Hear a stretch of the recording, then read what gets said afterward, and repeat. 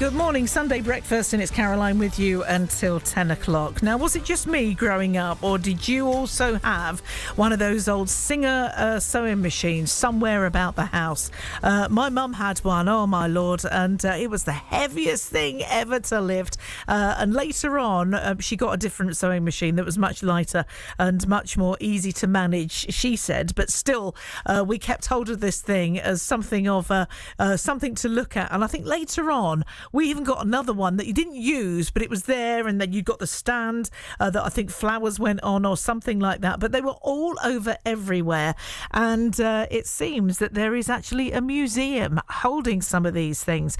Somerset's Gates Museum has received one of the most significant gifts in history, a remarkable donation of 100 rare antique sewing machines. Now, the museum, now to be known as the Gates Museum, featuring the Verney collection, that is going to be showcasing decades of careful restoration and the evolution of sewing craftsmanship. So we sent our reporter Rakhee Gogna, who has been to have a look at Paul's collection.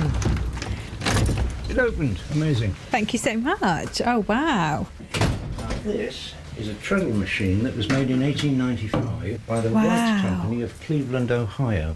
And they made a beautiful sewing machine. I was going to say, Paul, it looks amazing. So you've got these little drawers here as well. So you've just took the sewing machine out of the table. I mean, how old are these sewing machines? That one is 1895, as is the table, because that came in this table originally. What brought you into this line of work, and why sewing machines out of everything that you could have collected? I'm just fascinated by old machinery, as you can see by the vintage car on the drive and the vintage motorbike in the garage. Old and mechanical, I like them. So you've got more machines. You donated 100 rare antique sewing machines to Gates Museum. That's to right. Dominic. I mean, how happy are you that you've donated those machines to the museum? Well, I've just turned 80 years old, and probably in 10 years' time I'm not going to be around anymore, and I don't want my two children to have the job of clearing out hundreds of sewing machines out of the house. So the sensible thing was to give them away. And I thought that Dominic's enterprise down in Street was a worthwhile one because it's a community enterprise,